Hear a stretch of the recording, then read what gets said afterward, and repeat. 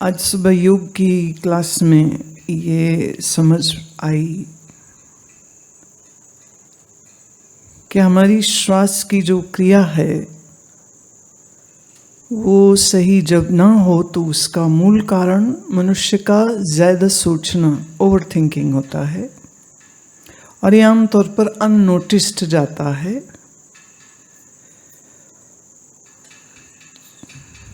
तो अब ये बात समझ आ रही है कि ज़्यादा सोचते हैं और बेलगाम सोचते हैं, तो इस ओवर थिंकिंग से हम अपने आप को कैसे बचाएं।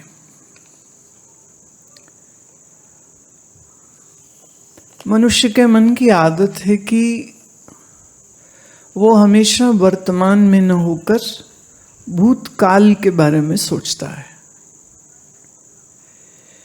बचपन, जवानी, कॉलेज, स्कूल, मोहल्ला, बचपन की दोस्तियां, बचपन के मित्र, अच्छे बुरे अनुभव, अच्छे बुरे रिश्तेदार, अच्छी बुरी परिस्थितियां, पैसों का कम होना या ज़्यादा होना या कभी बहुत अमीर होना और फिर गरीब हो जाना, लोगों की बुराइयां, लोगों के किए दुष्कर्म और जीवन में जो कुछ अच्छी अनुभूतियां, खेलने में, खाने में, घूमने में, तो मन का स्वभाव है कि वो ज़्यादा समय बीत चुकी घटनाओं में उलझा रहता है। और ये एक बीमारी है। जैसे हमारे शरीर की जो मांसपेशियां हैं, अगर हम उनको ठीक से ट्रेन करें तो वो मजबूत होती है, ना करें तो कमजोर रहती है। हमारे हिप जॉइंट्स, हमारे एंकल नी जॉइंट्स, हमारे शोल्डर, आप कंधे, आपकी एड़ी, आपका घुटना, आपके कूल्हे का जो जॉइंट होता है, ये हिंज जॉइंट्स होते हैं। कंधे और आपके जो कूल्हे हैं, यहाँ की जो है वो बॉल एंड सॉकेट की तरह वो कार्य करते हैं। तो अगर आप ठीक से उसको वर्जिश नहीं देते, व्यायाम नहीं देते, ठीक से आसन नहीं करते हैं, तो ये एक समय पा करके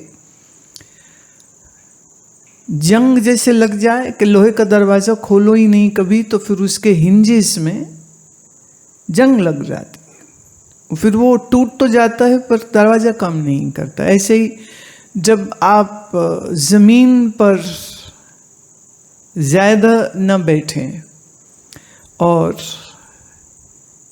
पाँव के बल, योग में जिसे हम मल आसन बोलते हैं, पाँव के ऊपर बैठना, एक समय में तो हमारे सारे भारतीय शौच भी इसी में जाते थे कि ये वेस्टर्न सीट कॉन्सेप्ट था ही नहीं। You need to squat to go to relieve yourself. That was the, and today all the leading orthopedics are saying that's the best thing to keep your hip joints healthy and elastic. तो जैसे अपने joints को, अपने मांसपेशियों को अगर हम वर्जिश देते हैं तो मजबूत है, नहीं देते हैं तो वो फिर खराब हो जाते हैं। ठीक इसी तरह से आपने आपके मन की ट्रेनिंग एक्चुअली कभी की ही नहीं है। किसी स्कूल में कोई सब्जेक्ट नहीं है, किसी कॉलेज में ये विषय नहीं होता है। अगर मैं ये कहूँ कि आपके कभी कोई ऐसा टॉपिक रहा जिसमें सब्जेक्ट हो how to think, this was never taught anywhere, school, college, university or homes, because nobody knows that. सोचना ही कैसे है? क्या सोचना नहीं मैं कह रही हूं, सोचना ही कैसे। अब वो सोच के ऊपर जो अज्ञान की परत छाई हुई है, उस कारण से आपका मन किस समय क्या सोचता है आपको खुद उसकी कोई खबर नहीं होती है। और आपका मन कब उदासी और उदासी, परेशानी और परेशानी और उदासी मिलके कब वो एक मेंटल डिजीज बन जाता है, एक डिप्रेशन बन जाता है, ये आपको मालूम ही नहीं चलता। और चूंकि आपके आसपास सब लोग भी इसी तरह के हैं, इसलिए अपने ही घर में अगर किसी को डिप्रेशन हो जाए तो घर वालों को पता नहीं चलता, पति पत्नी को नहीं, माँ बाप को नहीं, बहन भाई को नहीं, दोस्तों को नहीं, क्योंकि किसी को भी मन की ट्रेनिंग तो सिखाई नहीं गई। मन क्या चाहे, मन क्या सोचे, मन क्या चिंतन करे और मन क्या चीज़ों का चिंतन न करे, ये जब विचार किसी ने बताया ही नहीं है तो आपका मन बस एक तरह से बेलगाम वो घोड़ा है या वो गाड़ी है जिसकी ब्रेक फेल हो चुकी है और वो पहाड़ से नीचे उतर रही है, वो सड़क पे दौड़ रही है और चलाने वाला कोई है नहीं, स्टीयरिंग व्हील पे भी कोई नहीं है। अब आप बताइए इस गाड़ी का अगर एक्सीडेंट नहीं होगा तो क्या होगा? ये एकदम foremost and the most important thing should have been when people taught you how to talk or walk or eat, they should have told you how to think and what not to think. खाओ कैसे, बोलो कैसे, बैठो कैसे, वो सब सिखाया जाता है, लेकिन सोचो कैसे ये कोई ना सिखाता है ना बताता है। इसलिए मन के तल पर लगभग मैं कहूँगी कि एक बहुत maybe 99.7% of people don't know how to manage their own mind. अपने ही मन को संचालित करने की बुद्धि मनुष्यों के पास है ही नहीं। और इसका सबसे बड़ा प्रमाण है मनुष्य का हमेशा दुखी रहना, बात बात पे निराशा पे चले जाना, बात बात पे मर जाऊंगा या मार दूंगा ऐसा बोलना, और अपनी खुशी वो बाजारों में ढूंढता है, कभी वो चीज़ों में ढूंढता है कि सामान ले लो, कि 56 इंच का टीवी ले लो, कि फ्लैट स्क्रीन ले लो, कि कार बड़ी ले लो, कि धनतेरस या दिवाली के बहाने लोग कितने खुश होते हैं कि शॉपिंग करेंगे। इतना कि आज जो प्लेटफॉर्म्स हैं ऑनलाइन ऑर्डर करने वाले, वो अपनी पूरी फोकस दिवाली से कोई 1 महीना पहले विज्ञापन, एडवर्टीजमेंट्स और ये सब जोर शोर से कर रहा है कि बोनस बम्पर सेल्स आ रही हैं, बस तुम तैयार हो जाओ। सोना खरीदते हैं, खुश होते हैं, जमीन खरीदते हैं, जो खरीद सकते हैं बड़ा खुश होते हैं, गाड़ी नहीं खरीदते बहुत खुश होते हैं, और जो ये महंगी चीज़ें नहीं खरीदते हैं तो वो सेल में कपड़ा खरीद के खुश हैं, नया फ़ोन खरीद के खुश हैं, नया जूता लेके खुश है। और तो और हालात तो आज ये हो गए हैं कि वनीला आइसक्रीम खा के खुश है, उसकी भी वो फोटो फेसबुक में डालते, eating vanilla ice cream and enjoying. तो ये मनुष्य के बुद्धि के कंगाल हो जाने की सूचना है कि इंसान कितना अटेंशन सीकर हो गया है कि मैं कहाँ बैठा हूँ, कहाँ खा रहा हूँ, कहाँ घूम रहा हूँ, कल ये भी लिख देंगे कहाँ हग रहा हूँ, peeing at a five star toilet. Idea दे रही हूँ, जिन्हें अभी तक नहीं डाला डाल लेना। मैंने बुद्धि कितनी कंगाल हो चुकी है। आइए निश्चित अज्ञान और बेवकूफी की पहचान है।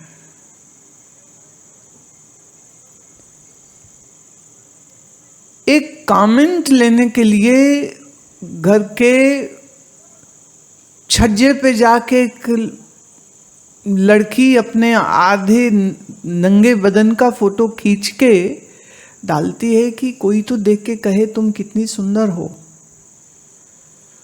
और लड़का चलती बाइक के ऊपर खड़ा होके स्टंट करके सोचता है कि कोई उसको देख के लिखेगा कि अरे तुम कितने एडवेंचरस हो, कितने तुम वीर हो। और मुश्किल ये है कि जो ये ऐसे कार्य करते हैं वो और जो ऐसों को पसंद करते वो एक ही कैटेगरी के लोग हैं।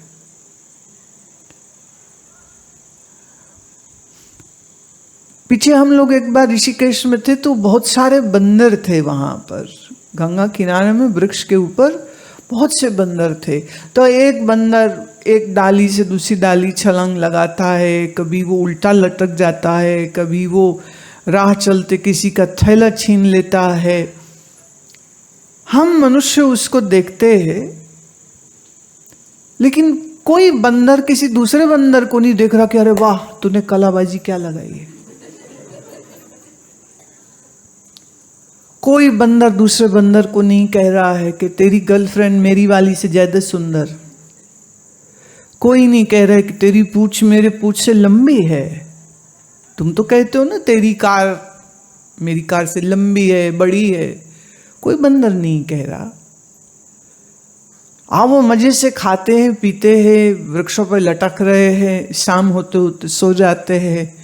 और अभी तक के इतिहास में चिड़ियाघर में कोई बंदर डिप्रेशन में गया हो तो जरूर गया होगा कि आदमी इतना घिरा हुआ है कि अपने मजे के लिए इन आजाद पशुओं को चिड़ियाघर में, जू में डाल देता है ताकि इंसान का बच्चा देख सके कि शेर कैसा होता है और रीछ कैसा होता है और भालू कैसा होता है। किसी रीछ भालू बंदर को इंसानों में इंटरेस्ट नहीं है और इंसानों को उनमें है।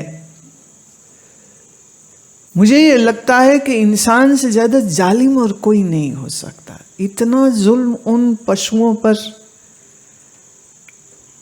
उनका मूल स्थान से उनको उठा करके ले आते हैं, पिंजरों में बंद कर देते हैं। अब हमारी मर्जी से खाओ और हमारी मर्जी से चलो। बड़े बड़े पिंजरे बना देते हैं कि 60-70 फीट ऊंचा, पर उसमें पक्षी कैद है, बाहर तो वो निकल नहीं सकते वहां से। जिस मनुष्य के पास ज्ञान नहीं है वो ज्ञानहीन मनुष्य ऐसी ही छिछोरी बातें करके खुश होना चाहता है। मेरे 95% नहीं आए इसलिए CBSE के कई बच्चे फांसियों पे लटक जाते हैं, बिल्डिंगों से कूद जाते हैं, जहर खा जाते हैं। नहीं सिखाया गया ना उनको कि क्या सोचना चाहिए और सफलता के मापदंड क्या होते हैं। और ये तो बड़ी प्रसिद्ध बात है और बहुत से ऐसे व्यक्ति मौजूद हैं जिन्हें शायद उनको स्कूल कॉलेज वालों ने नालायक समझा था और अच्छी अच्छी कंपनी वाले उनको इस योग्य नहीं समझते थे कि उनको जॉब दी जा सके। लेकिन अपनी बुद्धि और बल के ऊपर उन्होंने ऐसी ऐसी चीज़ें निकाली, ऐसी बनाई कि सारी दुनिया आज उन चीज़ों को लेना और ख़रीदना और इस्तेमाल करना चाहती है। उसमें एप्पल फ़ोन सबसे बड़ा एग्जाम्पल है। एप्पल फ़ोन को जिस टीम ने बनाया था, उस टीम का जो हेड है उसके इल परफॉर्मेंस को देख के पहली कंपनी ने उसको निकाल दिया था कि तुम इस लायक नहीं हो कि तुम्हें यहाँ रखा भी जा सके। और अपनी घर की गैराज में रहते हुए उसने टिंकलिंग करते हुए इस सब चीज़ों को एप्पल फ़ोन जो बन करके आया है। तो मनुष्य के मन को जब अज्ञान ज़्यादा छाया हुआ होता है तो वो सिर्फ चीज़ों को समझता है, वस्तुओं को समझता है, वस्तुओं से खुशी चाहता है। स्वर्ण के, हीरा के, चांदी के, जमीन की, जायदाद जैसी जड़ चीज़ों से वो अपने आनंद की तलाश को पूरा करना चाहता है। तो ऐसा मन जो अज्ञानी है तो हमेशा ही भूतकाल में लगा रहता है और हमेशा AB कंपेयर में लगा रहता है। मेरे पास क्या है और दूसरों के पास क्या है। वो शरीर का बल हो, सौंदर्य हो, पैसा हो, मकान हो, गाड़ी हो, बच्चे हो, पति हो, पत्नी हो, हर चीज में तुलना करता रहता। और तुलना करने वाला मन कभी भी शांत कैसे हो सकता है? तो जब ये बात कही जाती है कि आपकी ओवर एक्सेसिव थिंकिंग जो है वो आपकी श्वास की जो रिदम है उसको बिगाड़ देती है। अधिक गुस्सा, अधिक विचार, अधिक चिंता, अधिक फिक्र जब मन में चलते रहते हैं तो फिर आपकी जो श्वास की रिदम है वो खराब हो जाती। श्वास छोटा हो जाएगा, श्वास छाती से ही वापस चला जाएगा। मिनिमम 4 सेकंड लगने चाहिए श्वास अंदर जाने में और 3 से 4 सेकंड लगने चाहिए श्वास को बाहर आने में। मिनिमम या औसतन अगर मैं कहूँ तो वो 16 श्वासें हैं 1 मिनट में। अब आप लोग अपनी अपनी नाप लेना, पर यह है कि नापने के समय पर चालाकी मत करिएगा कि उस समय तुम लंबी गहरी सांस लेने लग जाओ। नहीं, जैसी आती वैसी को देखो तो आप पाएंगे 20, 25, 30, 35 तक पर मिनट श्वास हो सकता है। और ये आंकड़ा इस बात को निश्चित रूप से प्रकट करता है कि आप अपने ही शरीर से कटे हुए हैं। श्वास इसीलिए बिगड़ा है क्योंकि आपको इस बात का ध्यान बिल्कुल नहीं है। क्योंकि ध्यान कहाँ गया हुआ है? भूतकाल की स्मृतियों में या आने वाले समय के लिए प्लानिंग, ये करूँगा, वहाँ जाऊँगा, मेरा 25वां जन्मदिन होगा तो सिंगापुर जाऊँगा, 50वां होगा तो ज्यूरिख जाऊँगा, स्विट्ज़रलैंड जाऊँगा, इतने साल का हो जाऊंगा तो ये करूँगा, वो साल होगा तो ये करूँगा।